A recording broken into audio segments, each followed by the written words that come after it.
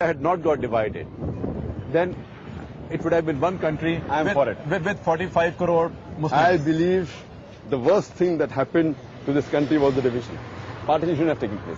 It was better for the Muslims if they had lived as one country. It would have been better. Why do you say so?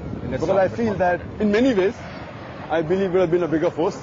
I mean, imagine resources of Pakistan, India all put together, whether it be sports, whether it be cricket, whether it be otherwise, whether it be intellectual, it would have been far better and we would be a bigger force. Right. Now, India is supposed to be superpower in the next few years. Right. China and India is competing. If it had been joined together, imagine Pakistan, and Bangladesh, Muslims India. themselves would have had much stronger political power.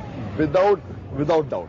I feel it was more of, again, the view of some of the individuals who wanted division, not the Muslims. I mean, there are various theories why the partition took place. Right. I don't want to go into the details. Right. It was engineered and it took place. But the partition did harm the Muslims of the subcontinent. That's my view. 100%.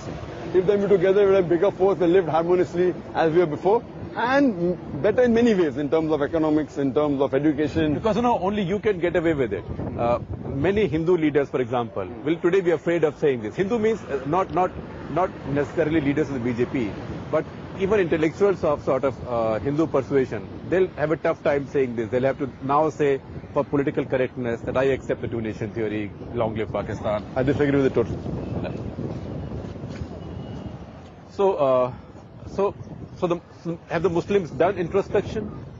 See what I believe that it was, what I feel, what little I have read.